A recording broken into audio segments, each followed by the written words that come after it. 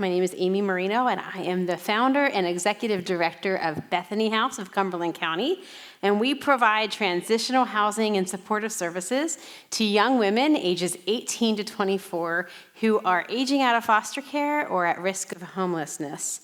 And so, again, I thank you for allowing me to come and share my heart. This is my favorite thing, the combination of two of my favorite things, the Lord and this amazing population that is often overlooked. And so I want to talk about, you'll hear me refer to these children, orphans, as God's favorite children, because I just think that sounds so much nicer, doesn't it? And so I'm going to refer to two passages in Scripture. One of those is, it just kind of reveals that this is a mandate that God has called upon us as Jesus followers. They kind of reflect his passion and his concern for this population. And so the very first text that I'm going to refer to is out of James, and it's verses 26 through 27. Those who consider themselves religious and yet do not keep a tight rein on their tongues deceive themselves, and their religion is worthless. Religion that God our Father accepts as pure and faultless is this: to look after orphans and widows in their distress, and to keep oneself by being polluted by the world. And then also in Isaiah, chapter 1, verses 16 to 19, I'm going to find that here. I'm going to start actually at verse 15. Your hands are full of blood. Wash and make yourselves clean. Take your evil deeds out of my sight. Stop doing wrong. Learn to do right. Seek justice. Defend the oppressed. Take up the cause of the fatherless. Plead the case of the widow. Come now, let us settle this matter, says the Lord. Though your sins are like scarlet, they shall be as white as snow. Though they are as red as crimson, they shall be like wool. If you are willing and obedient, you will eat the good things of the land. But if you resist and rebel, you will be devoured by the sword. And so I share these with you because about a year ago, I was reading in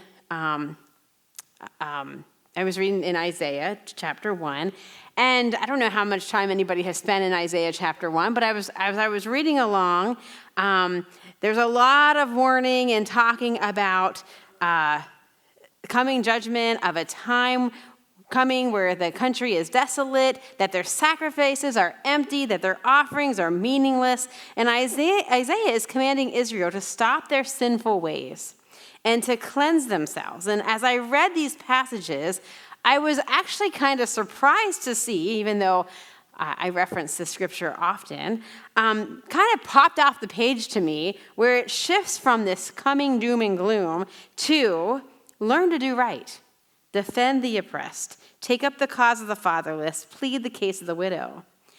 I don't know if anybody else kind of finds that a little bit odd, but I did. But here we read about God's people whom he loves living in a way that is not honoring to him. They are behaving in a way that is causing separation between them and God. And we can bet that God feels that separation, right? When we sin, he knows it. He feels it, right? He feels that distance, and he longs for us to return to him. So we can only imagine how God must be feeling when his people are just ignoring him. Like he's explaining to them what they're doing wrong, and they're just ignoring him. And yet, in the midst of this, what does he respond with? He tells them, stop doing wrong, to do right, to seek justice, to defend the oppressed, and to take up the cause of the fatherless and plead the case of the widow. Now, I don't know about you. I'm not God, and it's a good thing that I'm not, right? But we can read this passage, and we can think, if I were God, I probably wouldn't be so patient, right? He's telling them what's coming. But as parents with our children, when our children are disobedient, we can warn them of, if you continue in this way, this will happen, right? But with this situation, you would think that God would not only just say, this is what will happen, but stop and do this 3-step plan, right? That's what we want. How many times do we want him to say, okay, God, just tell me what to do, right? And we want him to say, look, if you want to get out of this mess, then you need to do A, B, and C. And if we're honest, we as Christians often judge other people with the same expectation, right? We see people, we encounter people, and they're making really foolish choices. And then there's consequences to those foolish choices. And then they look at us and say, I don't know what went wrong, right? And we look at them like, are you kidding me? I can tell you what went wrong, right? And so, but oftentimes we do that in a way that comes off as judgmental. And so I find this very interesting that God doesn't focus on those specific things, but instead, he's not addressing the outward behavior, but what he's choosing to focus on is not listing them, but rather he says he wants to focus on our heart, right? Learn to do right. He shifts that. He doesn't give them the laundry list. He just stops. Stop and learn to do right. You see, if we are doing right in the eyes of God, then naturally our hearts are going to tune, and the Holy Spirit will convict us of all those things. We don't need to help God out in that part, right? What we need to do is help others to align their heart with God and to focus on him and let him deal with what that looks like. And so when we do that, we are reflecting his character, and his character is love, and his character is doing right, which will resolve all those other issues.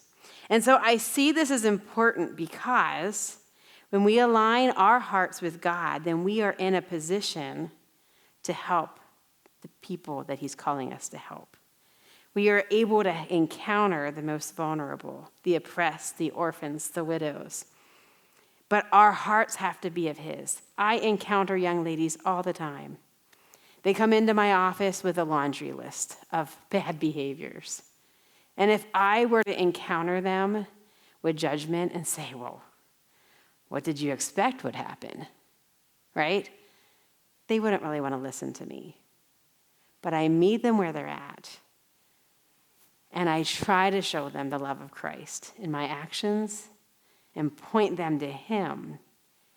Because I know when we do that, other things will align. Now, this isn't something that I've always done well. Right? This is something I had no idea about 15 years ago. Nothing at all. I was even a youth pastor. I encountered kids all the time. I did it so wrong so many times. And then I met a 17-year-old girl. And I have a picture of her. This is her before she was 17, when she was a little girl. I did not know this young lady. But I met this girl,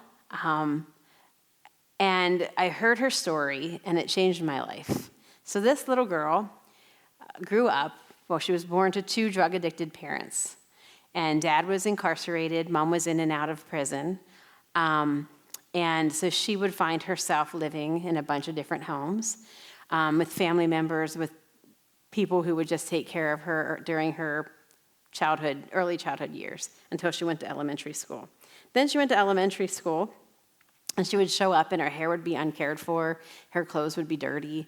And a teacher noticed her, not her teacher. She was in first grade. It was a second grade teacher, and the teacher noticed her. And so the teacher eventually was curious enough that she showed up at the little girl's aunt's house, which is where she was living at the time. And she knocked on the door, and she said, I've noticed that you might need some help in caring for this young lady. I'm willing to take her off your hands. And this aunt looked at the teacher and said, okay, Brittany, go get your things.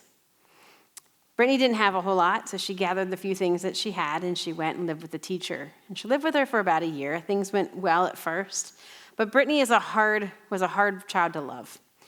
She, because of the trauma that she experienced as a young child, she would have night terrors.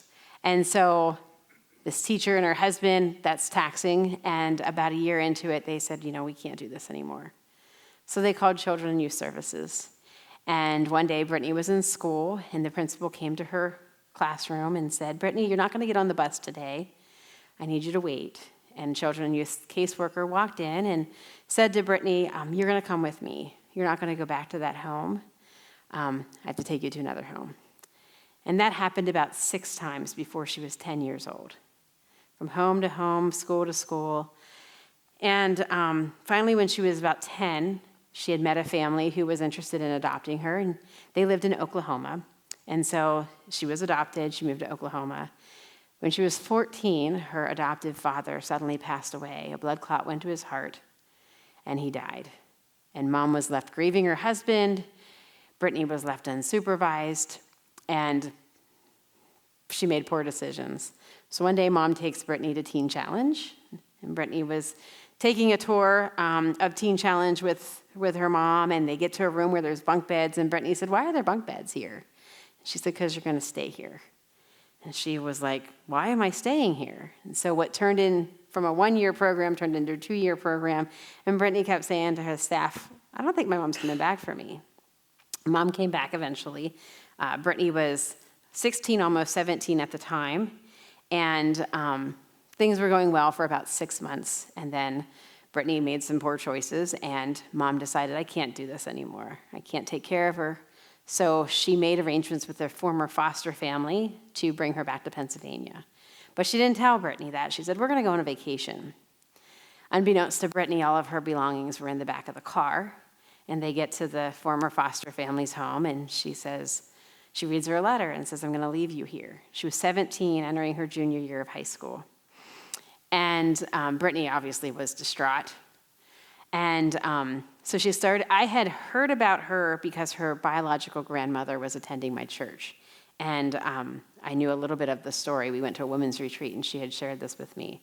And so in January, I was the youth pastor of what was called the Refuge Youth Ministry. We had a BMX skate park ministry, and it was a ministry to at-risk kids.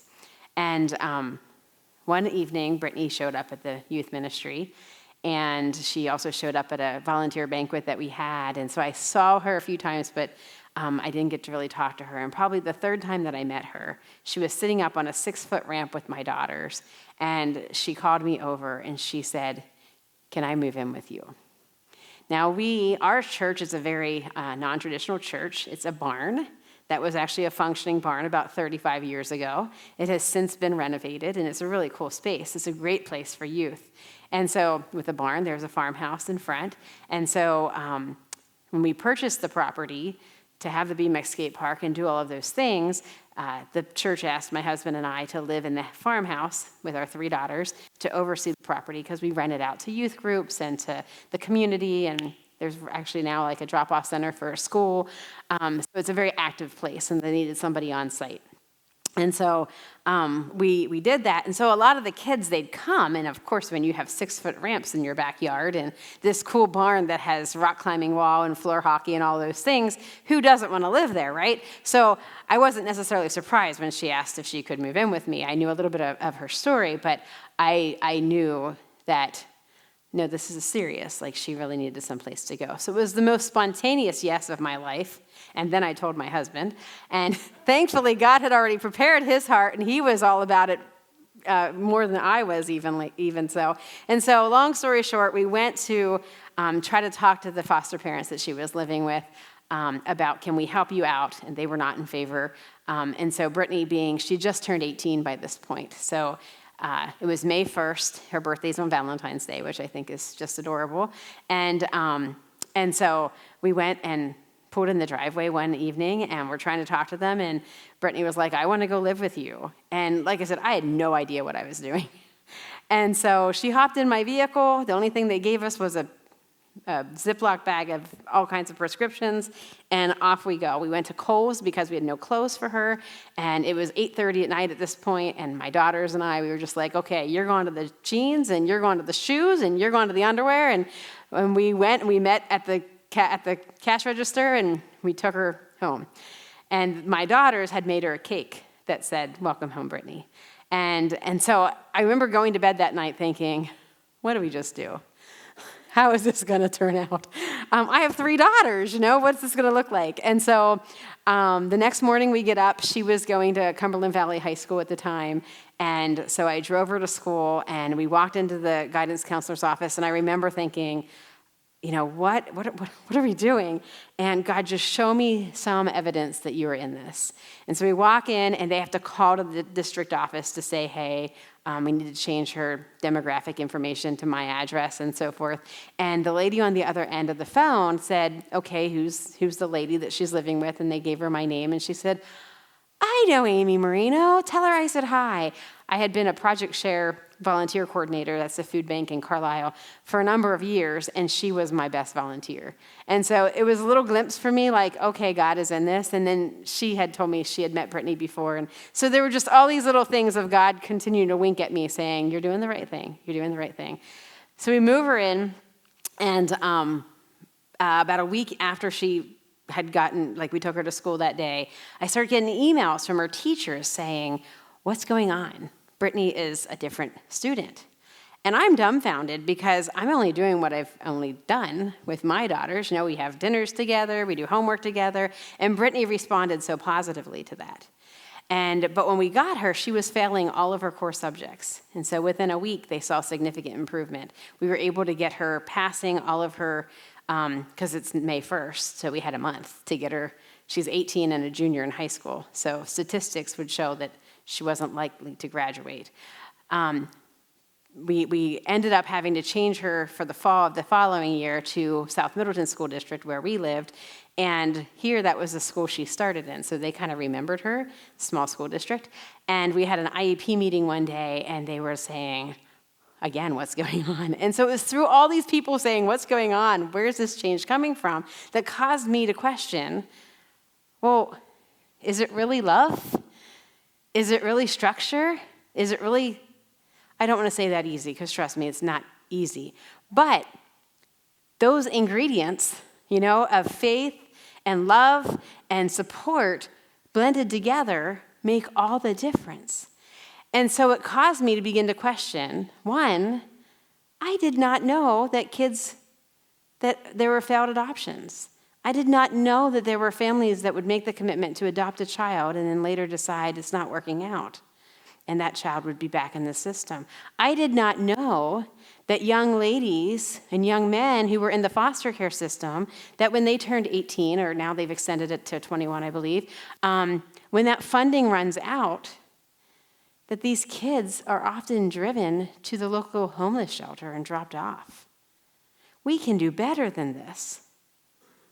I did not know this. Or sometimes those kids are at the point they say themselves, like, I'm 18, I've had enough of children and youth services. I've had enough of going to the court hearings and having to defend myself. I'm ready to do this on my own. But the problem is, we have statistics here to show this is what happens. These are the outcomes. So there's 23,000 youth that age out of foster care every single year in the United States. 50% of them find employment by the age of 24. And I highlight this one because when you think about a kid, that youth that's graduating from high school, what do we say? Are you working? What's your plan? What's your plan for your future, right? 50% of these young ladies that we're working with, they come to us, they've never worked before because they haven't had any stability. They don't have transportation. Some of them don't even have a birth certificate. So how are they at 18 supposed to figure this all out? So here they are competing at the age of 24 with these other youth who have had, extensive jobs, and they, employers are looking at them like, what's the problem? But 50% of them find employment by the age of 24. 1 in 4 won't graduate from high school. 1 in 2 will develop substance dependence. And, I first saw these stats as we were in the planning stages of Bethany House. They're all very true and accurate for our area. 7 out of 10 girls will become pregnant before 21. We have had numerous girls become pregnant. The startling statistic that's not on here is I think we've had 6, either while they were with us or before or after us. Only 1 has their child. So sad. 60% end up in the sex industry. 1 in 4 will develop PTSD and other mental health disorders. 20% become instantly homeless, and 25% become incarcerated within 2 years of aging out. I don't know this statistic, but I remember hearing that the large number of individuals that are in prisons were in the foster care system. Again, we can do better than this. And so this is where Bethany House came to be, where God laid it on my heart to start Bethany House. So I'm going to show you a video to give you a little bit of a snippet of what we do. My name is Amy Marino, and I am the Executive Director of Bethany House. Bethany House provides transitional housing and supportive services to young ladies who are aging out of foster care or at risk of experiencing homelessness. It is called Bethany House because it is a place of healing and hope. And our goal for Bethany House is to be a place where these girls can come in and get the necessary resources they need so that they can be self-sufficient adults in whatever time frame that is for them. So they come in and they can be between the ages of 18 and 24, and as long as they are progressing, as long as they are working and moving forward, they are welcome to be here. We have the privilege of meeting young ladies in their deepest, darkest moments of life, and they come in and their whole countenance is low. And truly within 24 hours of being here, we see a change in them. But to see and to speak truth into their lives in a way that nobody has ever done before, to value them and to tell them that God has a plan for their life, that despite all of the abuse and the trauma that they have encountered, that even in the midst of that God loves them, that He sees them, and that He has a plan. And for many of them in that first moment, they don't believe it.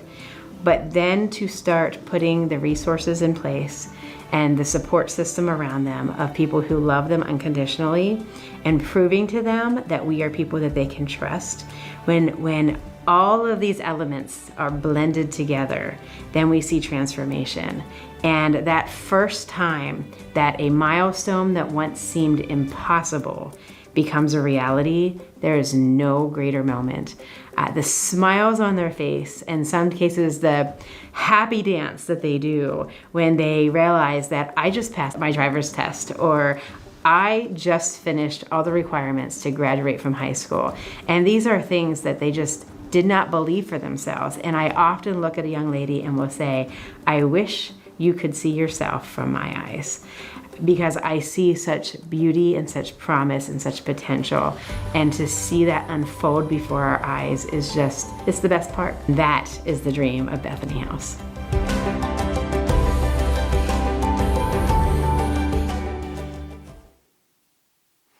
And so a little bit about what we do specifically. We have a staff. When we started this was a vision that came to me and what had been brewing.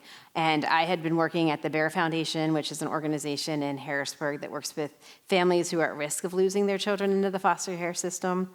And so I was doing that. It was very high stress. I ended up in the hospital with some heart issues, and I had to leave that position. And then I ended up at the Cumberland County Housing Authority, and I was working with families that were in public housing or low-income housing, and as a supportive services coordinator. And my background is in youth ministry and young adult ministry, and I kept asking God, why am I here? And one day I was driving down the road, and it was very clear, like God said to me, because you're to open up this home and all the resources are at your fingertips. Like, go to work and talk to the people you work with. And so I did that. I met with the executive director, and I met with the Section 8 housing voucher coordinator, and I just started learning as much as I possibly could. And so that was, oh gosh, I'm not even sure. But in 2019, when I was getting more and more serious of, okay, I really feel this strong urge that this is what needs to happen, I had shared it with our church, and we had an individual in our community who came to me and said, if I were to give your church some money, how would you use it? And so I got with our pastor, and we made a list from some sound system repairs down to, we have this farmhouse. My husband and I are living in it. It needs some repairs. And if we were going to do this, should we put that on there? Like, if we do this and God provides, are we ready to take this leap of faith? And so we wrote it down. The gentleman came back to us, and he said, I'm going to give you your first request and your last request. And so he said, I'm going to give you $20,000. And so going into 2020, right, November of 2019, we had this big Thanksgiving luncheon, and I shared with the congregation. We had 2020 glasses. We were hyped for 2020, right? And so we put out to the congregation a match. Like, we have this individual, he's willing to give us $20,000, we want to match that. And what happened in 2020? COVID hit, right? But God had laid on this gentleman, very generous donor's heart, to double that amount. So he didn't even know about the match with our church. He just came to me and said, I'm actually going to give you $40,000. And so God had taken care of that. And it was COVID, and a lot of people weren't working. So we were able to put them in different rooms of the house so they could social distance, and they could paint the house for us. They got out of their house. They got to do something at Bethany House. So come October of 2020, the house is ready, and we are at the place of saying, okay, God, we're going to have an open house, and then it's all you. It's all you. We've done this, and now we need you to bring the girls, and is that going to happen? And in December of 2020, right before Christmas, I got a phone call from the Cracked Pot coffee shop, and they had a young lady who was in need of a place to live, and so she came and did a trial run with us for a weekend. And I remember Saturday night of that weekend sitting down with her, and she said she had a couple options as far as housing. And she said, I haven't lived with a family in a long time, and the other option was a pastor to live with his family. And she said, and so while that sounds really appealing to have a family, because that's what they all want, I know myself, and I think that Bethany House would be the next best step for me. So on January 3rd of 2021, we moved her in, and by the end of January, we had a full house of 4 girls. The township determines how many girls you can have. We have 4 bedrooms, so they each get their own room. For many of the girls that come into the program, they've never had a room of their own. So they come and we show them a bed, and they're elated because it's something that they've never had. And so that started the program, and this is the house, one of the rooms, and that was on Valentine's Day. They woke up to some treats on their table. And then a little bit about what we offer at Bethany House is the transitional housing. So a lot of people will say, how long can the girls stay? We don't have a timeline. For many of these girls, they have been moving so frequently that would just stress them out. So as long as they're willing to work on their goals and we're working alongside of them, we determine that kind of together. We provide mental health services. We recognized early on that if their mental health wasn't in check, they were not going to be able to accomplish the goals that we wanted them to. So we wrote a grant to Partnership for Better Health, and they provide mental health services for all of our girls on site, barrier-free. Usually it takes 2 weeks from the time they come in to Bethany House to start mental health therapy. If you have looked for mental health counselors, that is a miracle, because in this day and age, it's like a 9-month wait. Individualized case management. We meet with the girls and talk about what are your needs? We have a couple staff members. We have a life skills counselor. She is like our triage girl. She meets with them, and if they don't have a driver's license, if they don't have a social security card, a birth certificate, she helps them to get that ball rolling.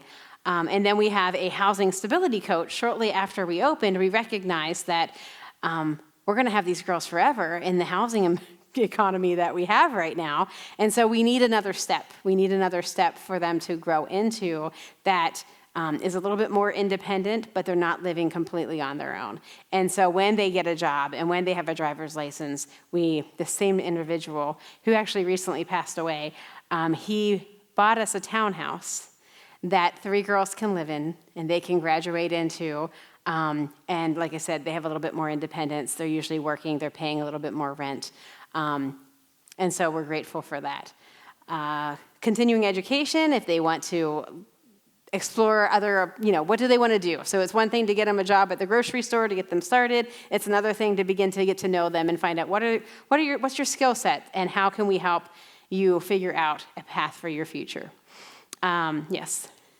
And then we also recognized that we either had a wait list or we were encountering individuals who maybe they didn't need housing, but they needed, they were kids aging out of foster care or 18 to 24-year-olds who needed that case management.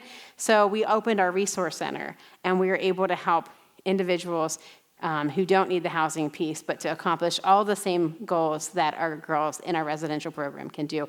And that actually allows us to help some young men as well.